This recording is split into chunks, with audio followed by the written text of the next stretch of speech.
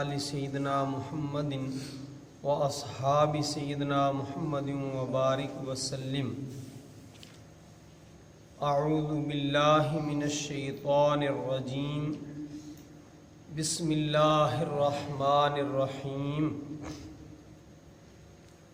سبح للہ ما فی السماوات وما فی الارض وَهُوَ الْعَزِيزُ الْحَكِيمُ۔ یا ایہا الذین آمنوا لم تقولون ما لا تفعلون، کبر مقتا عند اللہ ان تقولوا ما لا تفعلون،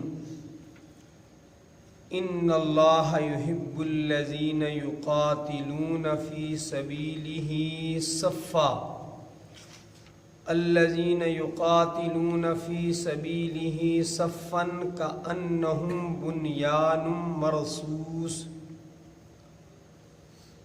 وَإِذْ قَالَ مُوسَىٰ لِقَوْمِهِ يَا قَوْمِ لِمَ تُؤْذُونَنِي وَقَدْ تَعْلَمُونَ انی رسول اللہ الیکم، فلما زاغوا ازاغ اللہ قلوبہم، واللہ لا یہدی القوم الفاسقین۔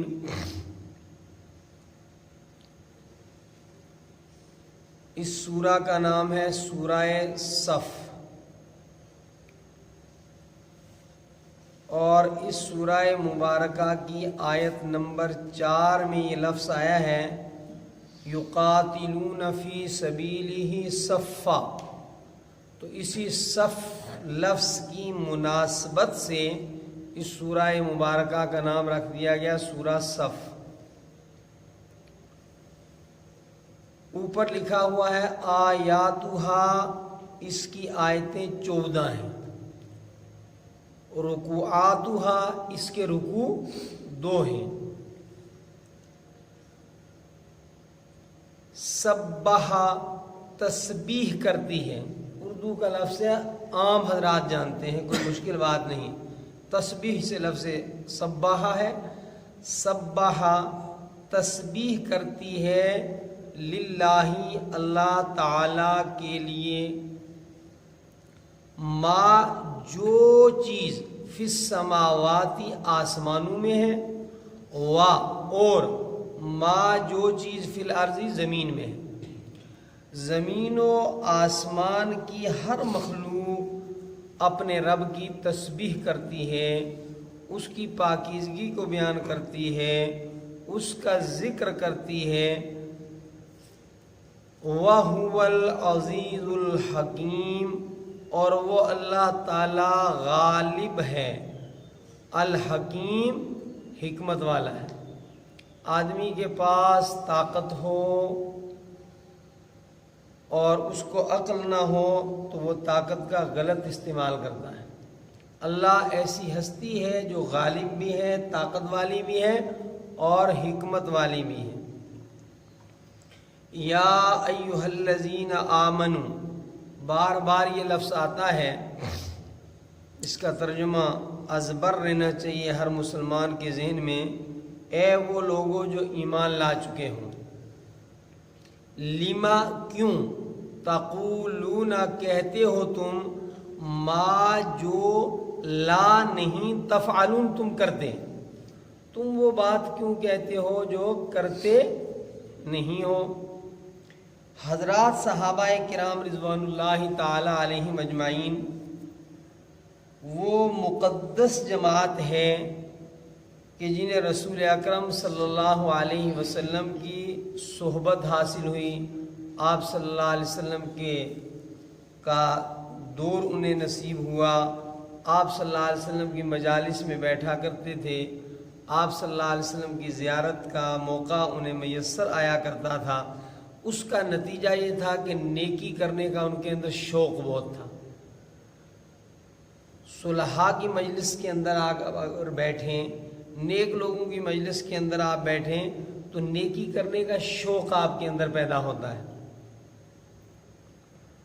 تو ایک دن صحابہ کرام بیٹھے ہوئے تھے آپس میں، اور ممکن ہے کہ درمیان میں کچھ منافقین بھی بیٹھے ہوں، اور گفتگو یہ چل رہی تھی کہ ہم نبی اکرم صلی اللہ علیہ وسلم سے یہ سوال پوچھیں کہ سب سے زیادہ بہتر عمل کون سا ہے، اور وہ عمل ہم انجام دیں۔ راوی صحابی فرماتے ہیں کہ ابھی یہ گفتگو ہمارے درمیان ہو رہی تھی، اور ہم میں سے کوئی نبی اکرم صلی اللہ علیہ وسلم کو یہ پوچھنے کے لیے اٹھا بھی نہیں تھا کہ ادھر سے بندہ آیا اور اس نے فرمایا کہ نبی اکرم صلی اللہ علیہ وسلم ہر ایک کو آپ میں سے بلا رہے ہیں۔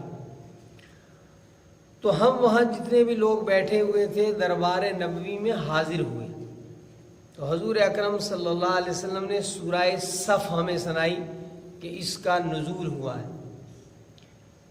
گویا کہ صحابہ کرام کے درمیان جو گفتگو ہو رہی تھی، جو بات چیت ہو رہی تھی، اور جس تمنا کا وہ اظہار کر رہے تھے کہ ہمیں یہ معلوم ہو کہ سب سے افضل عمل کون سا ہے، اس کا جواب فوراً اللہ رب العالمین نے بذریعہ وہی سورہ صف کے الفاظ میں عطا فرمایا۔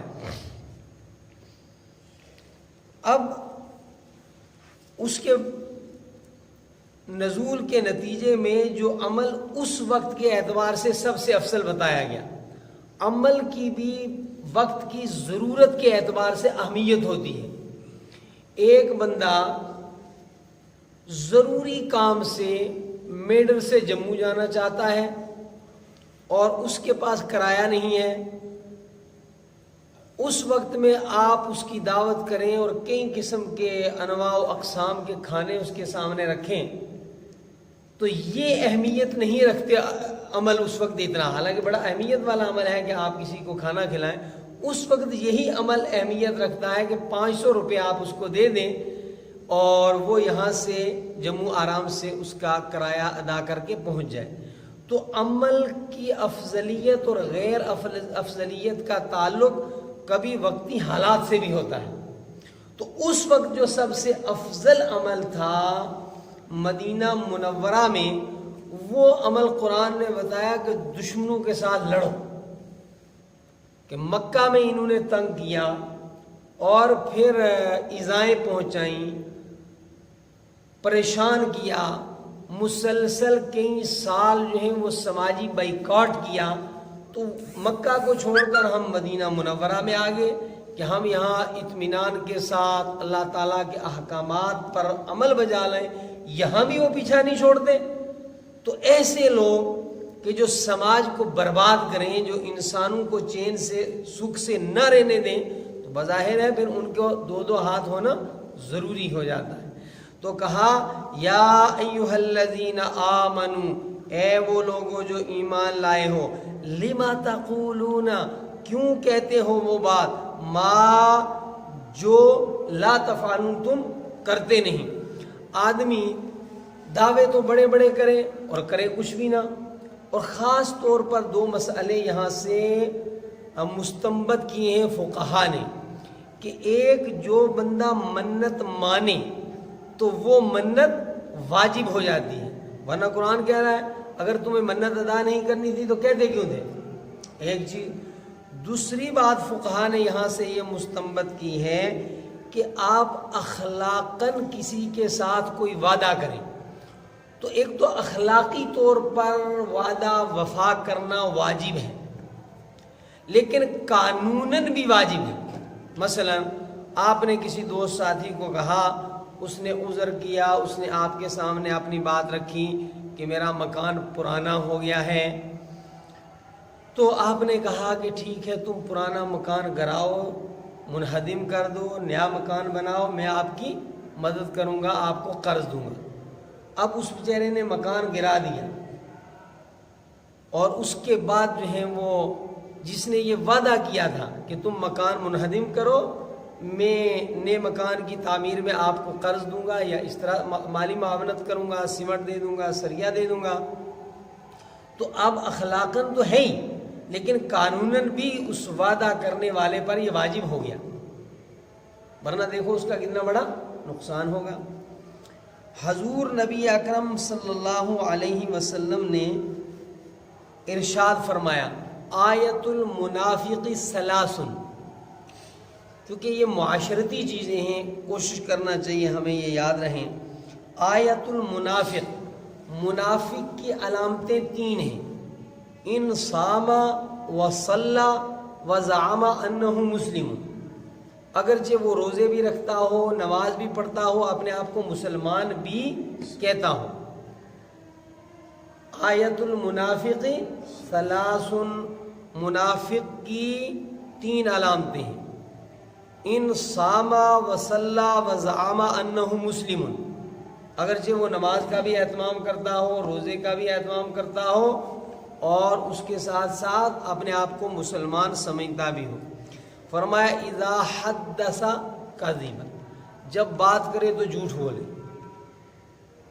بڑا اہم مسئلہ ہے، اور اس سے یہ بھی پتہ چلتا ہے کہ اسلام ایک با کردار معاشرے کی تشکیل چاہتا ہے۔ یہ نہیں کہہ دیا تم نمازیں پڑھ رہے ہو، یہاں تو نمازوں کی بات ہی نہیں، بس کوئی نعرہ لگا دو میں فلاں جماعت سے ہوں، اور مولوی بھی سند دیتا ہے بس تو جنتی بھیجتی ہے۔ یہاں تو اللہ رب العالمین کے نبی صلی اللہ علیہ وسلم فرما رہے ہیں کوئی نماز بھی پڑھے، روزہ بھی رکھے، اپنے آپ کو مسلمان بھی سمجھے، مگر بات کے اوپر جھوٹ بولے، فرمایا یہ منافقت کی علامت ہے۔ اذا حدث کاذبا، اور فرمایا اذا وعد فاخلف، جب وعدہ کرے تو وعدے کی خلاف ورزی کرے۔ وَإِذَا اؤْتُمِنَ خَانَ، اور کوئی امانت رکھے تو اس امانت کے اندر خیانت کرے۔ تو یہ 3 چیزیں منافق ہونے کی علامت ہیں۔ تو یہی کہا کہ لِمَ تَقُولُونَ، کیوں تم وہ بات کرتے مَا لَا تَفْعَلُونَ، جو کر نہیں سکتے۔ کبورا، بہت بڑی بات ہے، مقتن، با اعتبار ناراضگی کے، عند اللہ، اللہ تعالیٰ کے نزدیک۔ مقتن کا معنی ہے ناراضگی، بے انتہا بیزاری۔ کبورا مقتن، کبورا کا معنی بڑی، کبر سے ہے، کبورا بہت بڑی بات ہے، مقتن با اعتبار ناراض ہونے کے اللہ تعالیٰ کے نزدیک، ان یہ کہ تقولو کہو تم، ما وہ کچھ، لا تفعلون جو نہ کرو۔ اس میں یہ بھی ہے کہ بھئی بہت جلدی کسی بات کا راز نہیں کھول دینا چاہیے۔ آپ کا کوئی منصوبہ ہے تو اس کو دل میں آپ رکھو، اور یہ بھی ضروری نہیں ہوتا کہ منصوبہ تو آپ کے دل میں ہے لیکن اس منصوبے کو عملی جامہ پہنانے کے اسباب آپ کے سامنے نہیں ہیں۔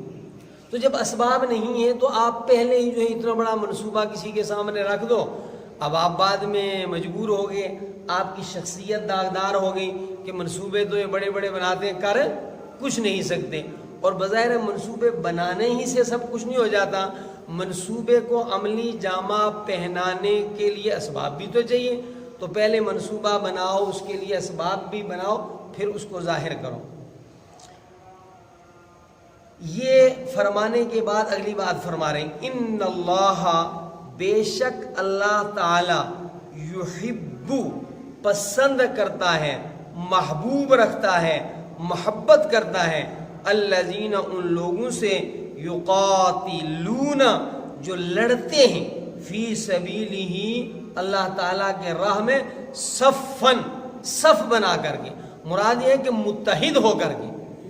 کارنامے تبھی انجام دیے جا سکتے ہیں کسی قسم کے بھی، یہ جنگ کے اندر لڑنا ہی مراد نہیں ہے، وہ بھی ہے، اس میں دو رائے نہیں کہ وہ بھی مراد ہے کہ آپ اپنے دشمن کے ساتھ لڑیں جو آپ کو مٹانا چاہتا ہے، جو آپ کے مذہب کو مٹانا چاہتا ہے، جو آپ کو تکلیف پہنچانا چاہتا ہے، جو آپ کی بستیوں کو اجاڑنا چاہتا ہے، اس سے لڑنا یہ عقل کا تقاضا ہے، ٹھیک ہے، وہ بھی مراد ہے۔ لیکن ویسے بھی آپ تعلیمی طور پر کسی سے لڑنا چاہتے ہیں، آپ اپنے نظریات قائم کرنا چاہتے ہیں، اپنی تعمیر و ترقی ہے، تو کسی بھی چیز کے لیے جو ہے وہ متحدہ محاذ سے کام کرنا، یہ اللہ رب العالمین کو پسند ہے۔ ان اللہ یحب الذین یقاتلون فی سبیلہ، بے شک اللہ تبارک و تعالی پسند کرتا ہے ان لوگوں کو جو جد و جہد کرتے ہیں، لڑتے ہیں فی سبیلہ، اس کے راستے میں، صفن متحد ہو کر. کتنے متحد ہو کر؟ کأنہم، گویا کہ وہ، بنیان، عمارت ہیں، مرصوص، سیسا پلائی ہوئی دیوار. سیسا پلائی ہوئی دیوار یعنی شیشہ جو ہے وہ جس طریقے سے بالکل اینٹ کے اندر تو کچھ نہ کچھ دراڑ ہوتی ہے، لیکن شیشے کے اندر کوئی دیوار دراڑ نہیں ہوتی، کوئی سوراخ نہیں ہوتا، بالکل مضبوط. فرمایا اس طرح اللہ رب العالمین کے راستے میں جو لوگ خدمات انجام دیتے ہیں، لڑتے ہیں، وہ اللہ تبارک و تعالیٰ کو پسند ہیں. یاد رکھیں، اس کی طرف پھر توجہ دیں. یہ نہیں کہا کہ اللہ سے لڑیں.